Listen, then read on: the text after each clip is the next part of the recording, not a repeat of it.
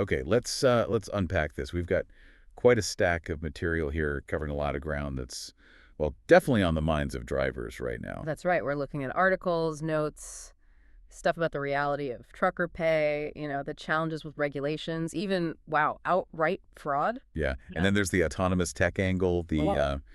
the really critical topic of mental health out there, and thankfully even a celebration of trucking culture itself. Absolutely. So our mission today really is to dive into these sources, pull out the key nuggets, and try to look at these issues from all angles. Mm. Like Hervey from life, as a trucker always says, right? See the whole picture. Exactly. And see what it all means for you, the person actually behind the wheel, living this every day. Yeah, it's about understanding the landscape, maybe connecting some dots between these different stories and figuring out ways to not just, survive, but actually thrive and feel respected in this world. It's demanding. Okay, so let's jump right in with maybe the biggest one, trucker pay. I mean, you see the ads, the TikToks, $100 first year, killing it right out of CDL school. Mm. Is that really the deal? Based on everything we've looked at here, that hype, it's just not the reality for most folks starting out. The material's pretty blunt. Having a CDL, it's an opportunity. Yeah. An opportunity to work incredibly hard. Right. Not a golden ticket. Definitely not. It's not instant wealth. Okay, so where did those big numbers come from then? That $100 K? Yeah. Who's actually making that, according to these sources? Yeah, that's key. That figure, it's almost always the veterans. We're talking 10 plus years, maybe running coast to coast, zero home time, no breakdowns, like everything going perfectly. The peak potential maybe after years, not Yeah, entry level. exactly. Not the starting line. Gotcha. So for a rookie, someone just getting started, what's a more realistic number we're seeing in these sources? Week one, year one. Much lower. The figures cited are more like maybe $800 to $1,200 a week. And that's before taxes, insurance, living expenses, all that stuff. Right, before reality bites. And then there's this whole CPM confusion. Cents per mile. Sounds straightforward. Maybe 65 CPM sounds good. But these sources say, hold on. Yeah, 65 CPM sounds nice, but what if you only get paid for, say, 1,800 miles that week? That's what, $1,170 before all those deductions? And you might drive way more than 1,800 miles. Oh, absolutely. Because deadhead miles, waiting at docks, sitting in traffic, a lot of that often isn't paid miles. You're working, your clock's ticking, but maybe your pay isn't. And your expenses are definitely ticking. Food, showers, maybe parking, tolls. The sources estimate that's easily $200 plus a week, just gone. Yep. And that per diem thing, the material kind of frames it as more of a tax maneuver, not really extra cash in your pocket at the end of the week. Makes the base pay look a little better, maybe. What really hit me was that line, time ain't just money, it's life. It's not just the gross pay, is it? Not at all. That's a powerful point. Making, say, $1,400 that week might mean you were gone 3 weeks straight, missed birthdays, anniversaries. Just life. Just life. And you're spending half that check just to stay out there? Gross pay doesn't equal freedom. Doesn't equal peace of mind. It really shows how that CDL sales pitch, be your own boss, see the country, often skips the hard parts. The traffic, the low sleep, the pressure. It's a shot at a career, for sure, but definitely not a shortcut. And how you experience this money thing really depends, doesn't it? Mm-hmm. Company drivers, owner-ops. Totally different worlds. Company drivers, you get that reliable check, usually, but you give up control. Limited freedom, chasing miles, maybe. Owner-operators. They chase the own boss dream, but man, the risk. And you're suddenly an accountant, mechanic, dispatcher, everything. Wearing all the hats. Yeah. Then you've got the new drivers, often wide-eyed, maybe hit hard by that gap between the hype and the reality. A lot leave pretty quickly, unfortunately. And the veterans. What's their angle? They're the ones who've learned to play it smart, not just drive hard. They know the lanes, the timing, the freight cycles, how to maximize their paid time. So the bottom line on pay seems to be most truckers won't get rich just from the driving part alone. That's what these sources suggest. You got to learn the business side, know your worth, choose your runs wisely. Think long term. And maybe plan your next step before you even start. Absolutely. You can build wealth while driving, but it takes strategy, smarts, and probably learning some new skills beyond the wheel. Planning your future proactively seems key. Okay, so shifting gears a bit. Besides the money, you're dealing with this whole bigger system, right? Rules, regulations, unpredictability. Yeah, external forces, government rules, business ethics. Yep. Or sometimes the lack thereof. Speaking of rules, we actually saw a bit of, dare I say, good news from the FMCSA in these sources. A rare sighting, maybe? Yeah, they actually tossed out some old routing regulations, called them unlawful and obsolete themselves, part of a cleanup. And why does that actually matter to a driver? Sounds kind of minor. Well, it means less confusion, technically. Getting rid of old rules that maybe weren't enforced much, but could have been used to trip you up, just simplifies things a tiny bit for route planning. Consistency. One less thing to worry about, maybe. One less potential headache. The diesel-powered Real Talk in the source was basically, yeah, these should have been gone ages ago. It's a small step. Lots of other old rules still kicking around. How did the industry react? Quietly. Pretty much. Yeah. Owner-operators, small fleets, they probably welcomed it. Hope for more common sense changes, maybe. Big carriers, less impact for them. So, bottom line on that FMCSA move, step in the right direction, maybe helps rebuild a tiny bit of trust. A sliver of trust, perhaps. But trust. Wow, that's fragile in this industry, isn't it? Which brings us straight to that fraud story. The California trucking boss busted. Oof, yeah. What happened there? Basically, the owner of 2 trucking companies got caught stealing government loan money. SBA loans meant to help the businesses. Instead, he bought farmland. Just straight up theft. Yep. Pleaded guilty. Felony theft of government property. And this isn't just one bad apple spoiling his own barrel. The sources say this hurts other truckers, right? Absolutely. Because every time something like this happens, lenders get nervous, agencies clamp down, rules get tighter, more paperwork, more hurdles for the honest small carriers just trying to get legitimate funding. Makes it harder for the good guys trying to grow or just survive. Super unfair. Deeply unfair. And the sources do acknowledge, look, fraud isn't new in trucking. Ghost companies, double brokering, that stuff exists. And economic pressure, low rates, desperation can push people. But most aren't doing that. Exactly. The vast majority are playing fair, working hard. So the reaction? DOJ prosecuted, lenders are scrutinizing loan apps way harder now. Yeah, and online you saw everything from cheering the bus to questioning the whole system. It definitely makes things tougher for honest companies seeking capital now. So the takeaway on the fraud piece is trust is easily broken, and one bad move really does ripple out and make it harder for everyone else. It's just disrespectful to honest drivers. Stay sharp, stay honest. That seems to be the message. Okay, let's transition from, let's say, internal industry issues to another massive force, technology, specifically autonomous trucks. We saw that story about Too Simple running into trouble. Yeah, that one's complex but really important. The allegation is that Too Simple, a U.S. company, shared sensitive self-driving tech data with Chinese partners. Partners potentially linked to their government or military. Whoa, despite having a national security agreement saying they wouldn't. Apparently so. They got hit with a $6 million fine and investigations are still going. Now, a lot of drivers might think, robot trucks, not my problem yet.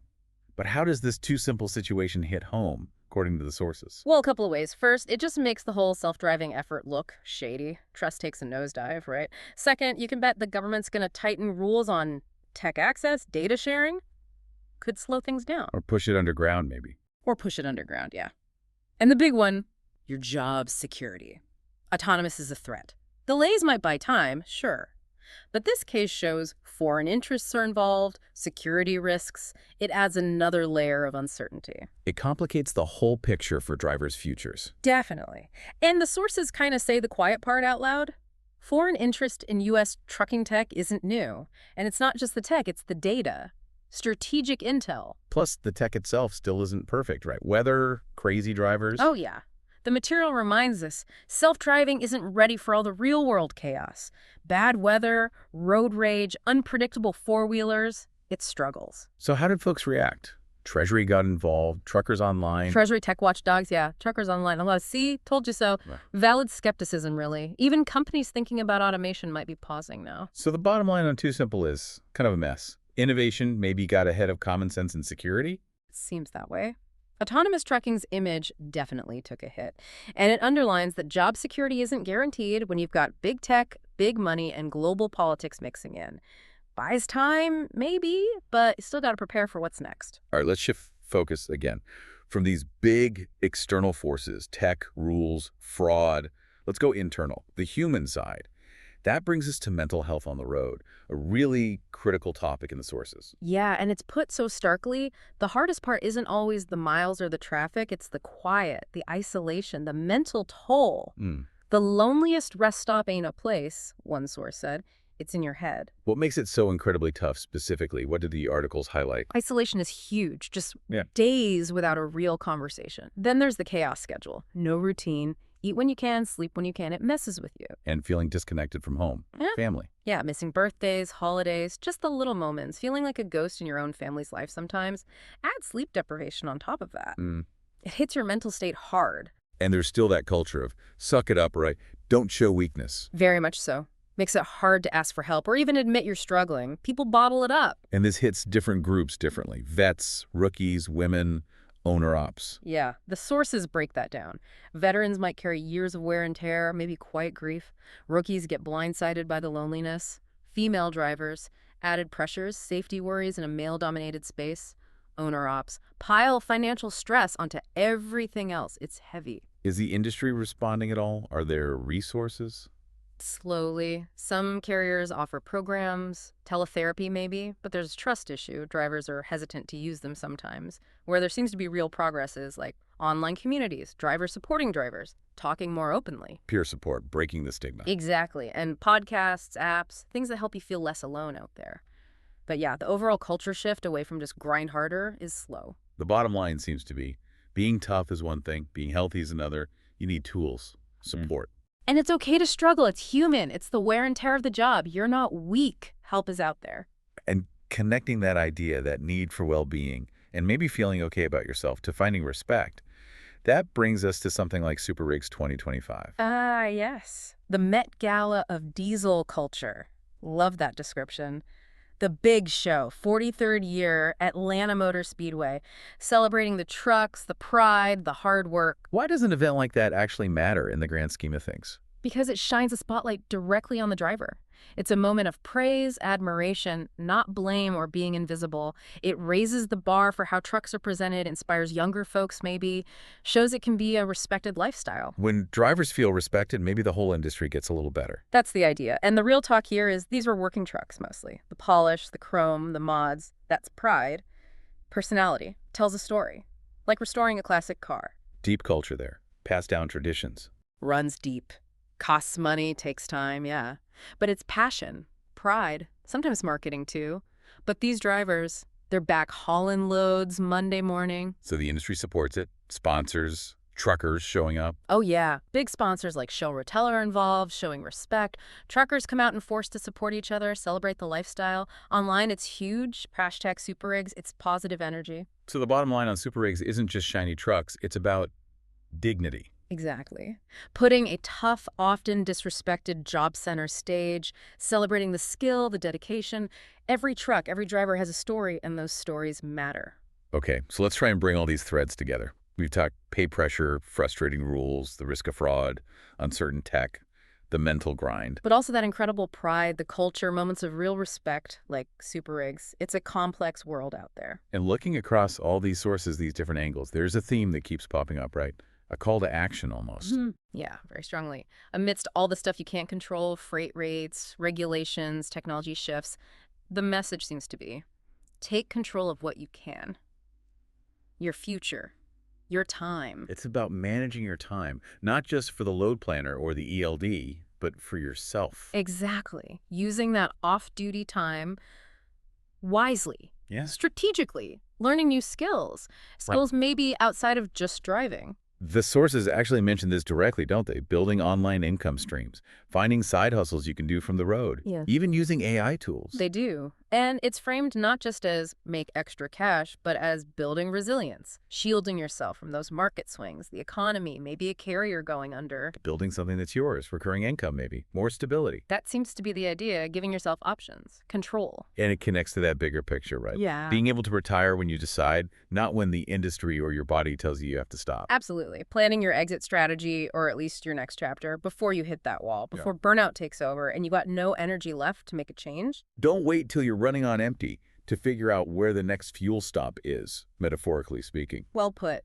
This proactive approach, using your time, learning, building, that's how you start building real freedom while you're still trucking. Building wealth and security beyond just the next paycheck. It's about taking steps now, however small, to build a future that gives you that freedom. That seems like the real win.